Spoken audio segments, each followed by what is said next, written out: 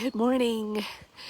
Well, it is day 136, rise and shine. You're going to notice that I sound a little different today. I thought it was just allergies, but I think I got a little cold. I took an at-home COVID test, so it's not COVID, but I think I got a regular run-of-the-mill cold, which I haven't had one of those in a few years now. I never did get COVID, despite being exposed to it multiple times. But I also got run down and behind on sleep. So definitely opened the door for my immune system to catch something. But anywho, just a little explanation there. If you notice, I'm a little different today. Sound a little different. Anyway, so we're in the book of, we're almost at see, cold's affecting my brain, at the end of Proverbs, and we're in chapter 30 today, which was written by, I want to say Agar, son of Jacob, something like that, which is interesting. So we're not hearing from Solomon, and he kind of starts us off by going, boy, am I a dummy. I can't get it right. I cannot. I keep trying to be wise. I can't. I need help. And then he talks about the greatness of God and heavens and the earth, oceans wrapped in his cloak. Goes on to talk about him as a shield. And then he says, I only ask a couple of things of you, God. Just help me not be a liar.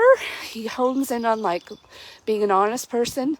And then he says, I don't want to be too rich either, or too poor, because if I were too rich, I'd probably forget about you, be prideful, and if I were too poor, I would probably maybe start doing some things like stealing that wouldn't bring honor to your name. So just give me enough. And of course, then he goes on. It's a pretty long chapter, but I'm going to kind of just hone in on the first third, maybe. And just overall, as we wrap up the book of Proverbs.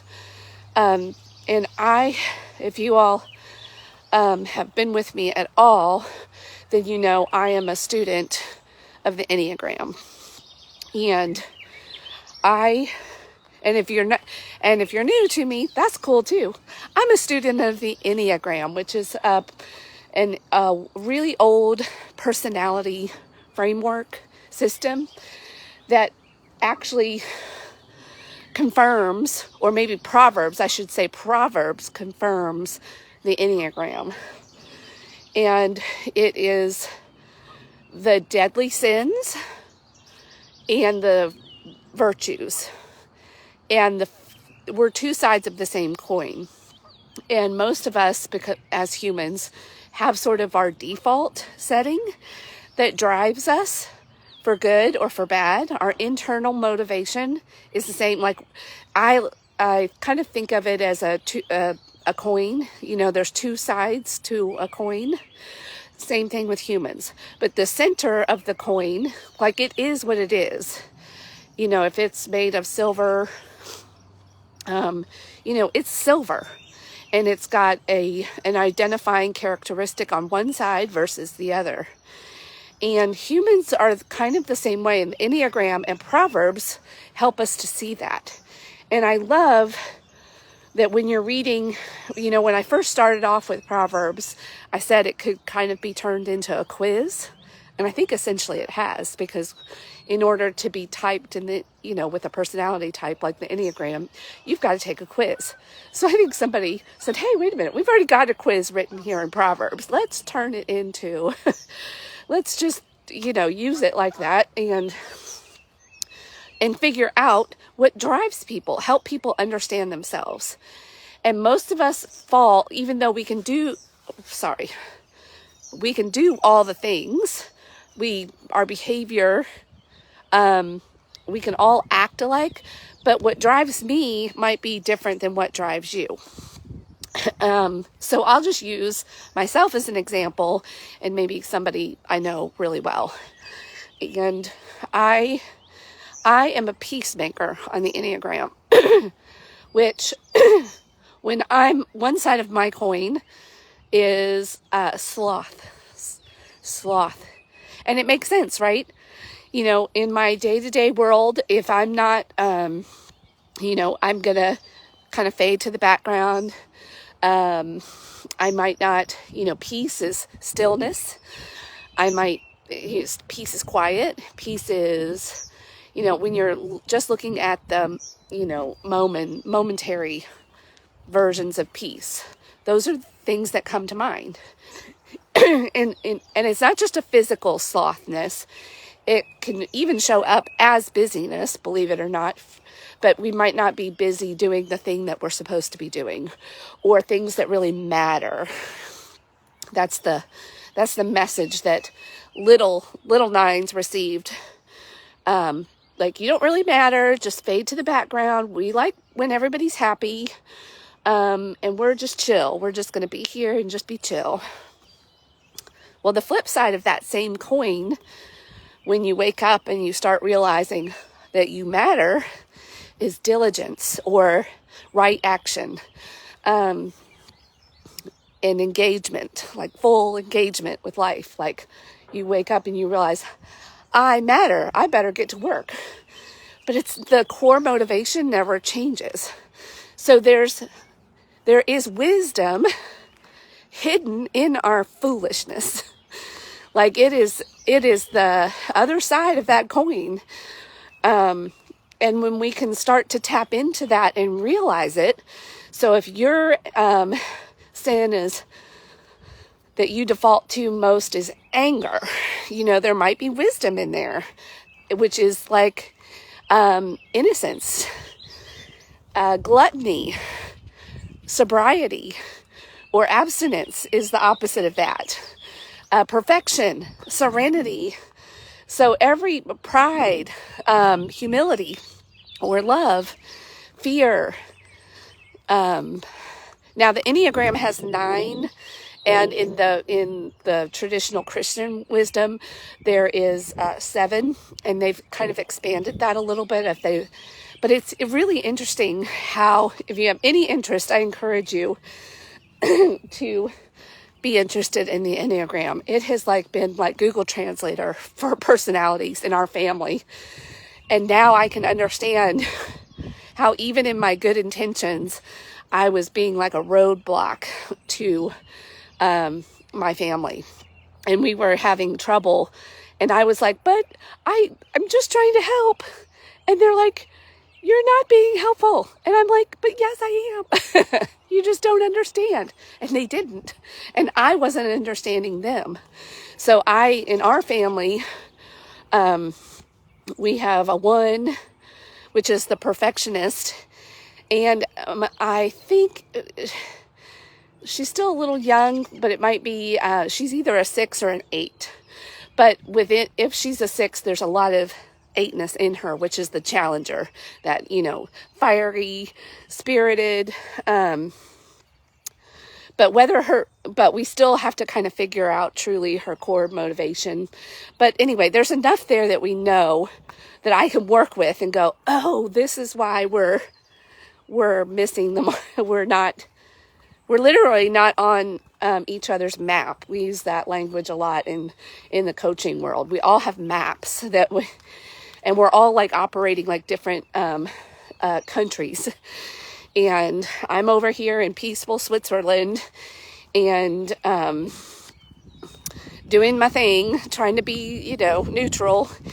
And then I'm bumping into people that are more, you know, action oriented. Maybe I'm, you know, coming up against a German who's like, well, you know, we got to do this. And they don't understand my motivation. I don't understand them. But if we think about it in terms of traveling and a map, and even a map with ourselves, when I am a foreigner and I'm going to a place to visit, I'm not going to go there going, hey, you guys are doing it wrong. This is how we do it. No, I'm going to be curious. I'm going to be like, well, that's interesting. I've never seen it done that way before, but that's really fascinating, that perspective. Like, we're curious. And that's what the Enneagram can help us do with each other. And even with ourselves. We can start to look at, oh, if I understand. So, for example, I'll get back to the point. Wisdom in my foolishness as a 9, as a peacemaker. When I'm just caught up in my human day-to-day, like I just need peace. And that's my constant focus for now. Like peace, peace, peace. I don't have hard conversations. I just let people have their opinions. Even if I disagree, I just, kind of, okay, whatever you say, whatever you want. I eat whatever everybody else wants. I just do, I just am like vanilla. That's how they call the peacemaker. They're like the vanilla ice cream. It's like, we go with anything, like whatever. If you know a whatever person and you see them struggling, this might help you get to their motivation. All they want is peace. Like, a lot of times we withdraw. We can even be with you and totally not there. It's weird. And so if you have a friend like that and you're like, have you been listening? Are you what happened? And you're like, and they're kind of spaced out and they were really there, but they're not there. It's like our superpower, which is why, in my opinion, things like alcohol or too much of anything that helps us check out is our kryptonite. We don't need help checking out. We can check out all, that's our superpower. But it's our, when used not for good, when we're operating from that higher plane. So anyway, excuse my foggy cold brain today. Okay. So we're still in our foolishness. Every day we're like, I just need peace. I just need peace. Peace, peace, peace. And if I'm only just here looking down right in front of me and day by day, peace, peace, peace. So I'm avoiding a lot of things. That's how sloth and laziness can show up. And again, it's not physical laziness necessarily. I could be using even intense exercise and over-exercising as my way to avoid you, or avoid the thing. That could be my checking out method. So sloth is not necessarily physical laziness, although it can be. So it's bigger than that. And it takes a lot of brain power, though, to also see our brains are constantly scanning to see all the possibilities, all the possible paths to peace and harmony between different things. We have some big superpowers, even when we're in the day-to-day and getting caught up in, if there's a disagreement between the kids, I can come in and sort that out quickly and bring peace. So people often seek us out. And that can take a lot of energy. If we're the go-to person for the advice, being the referee, listening, we're great listeners.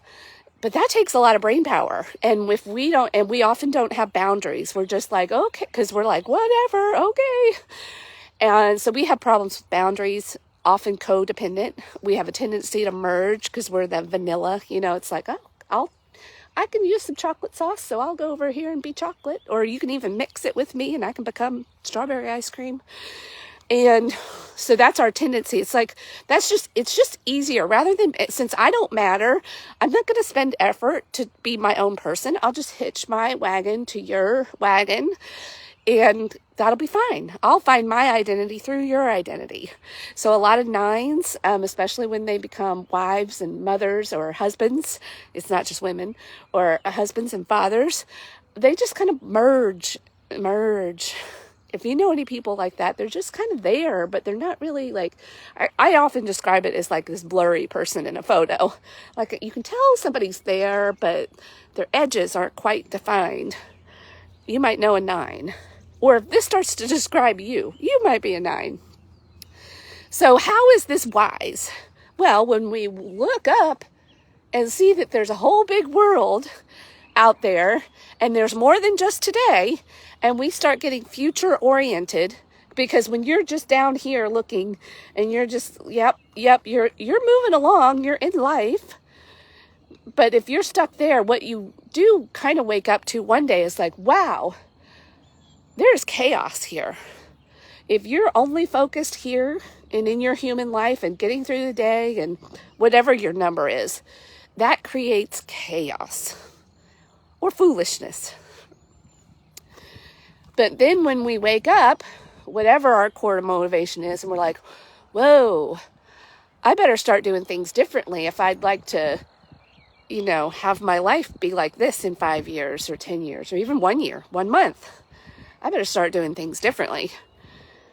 And then we can tap into the same motivation, still a peacemaker. But when I look at what would bring me peace in 5 years, oh, I better start having some hard conversations. I better lean into some conflict. I better get moving. I better have some goals.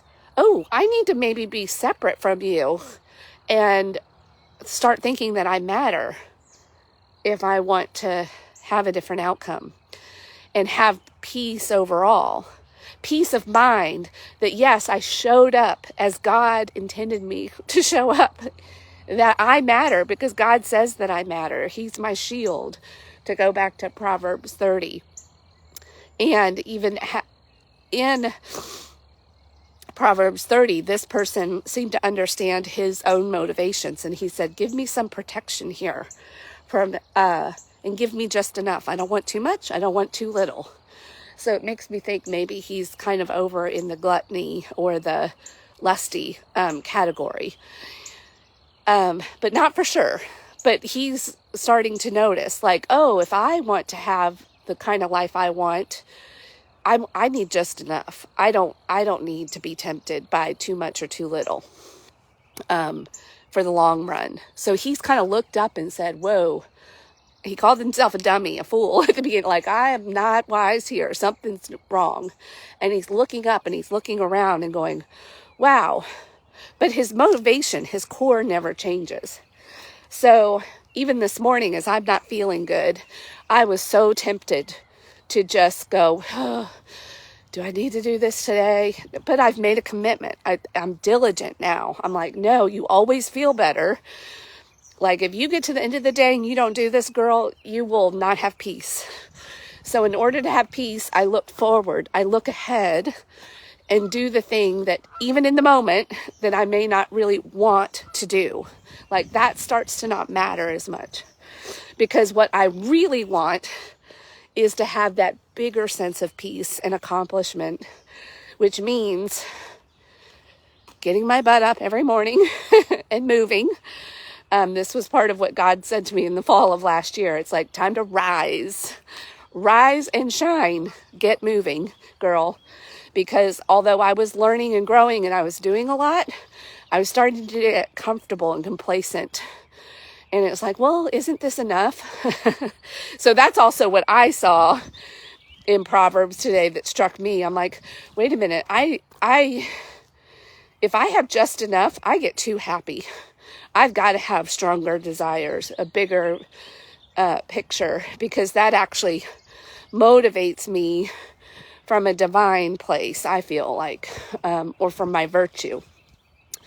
And because I don't, anyway, so that's why I think as you read the book of Proverbs, and if you're at all interested in the Enneagram, can be another useful tool when paired with the Bible and your faith. If you happen to be a person of Christian faith, you might be a different faith. But anyway, wherever you are, it's a pretty useful tool. And a framework that helps you uncover and unlock and transform your foolishness into wisdom. Because it's hidden there. You just got it covered up and too much buried in the day-to-day. And you got to wake up literally and look up and look around and start being more future focused and seeing how your day-to-day activities and decisions and choices and where they're taking you if you don't make changes. If you just stay in your day-to-day default sin, like where does that path take you? And if I use that same motivation and see what the flip side and the virtue is of that, and I start leaning into, which means doing the opposite of often what you want to do in the moment, and getting yourself to do, retraining yourself and seeing where that path leads, and then just keep doing it. And eventually your brain will be like, oh, right, okay, yeah, I forgot for a minute that we want to do this. It feels comfortable to stay here on the couch or whatever, or not do that thing. But oh yeah, we've got this. I've got to do it anyway, because that's actually the thing that's going to bring me true peace, not a false peace that really is chaos, but I'm just, like down here. Anyway, I have rambled on this morning. Thank you for maybe putting up with my foggy, cold brain. And anyway, thank you. And I hope that you really take a look at your own special brand of foolishness. And hidden within that is your superpower. And you can clean the mud off of that and transform it and put on your cape and go be who God designed you to be. All right. Talk to you later.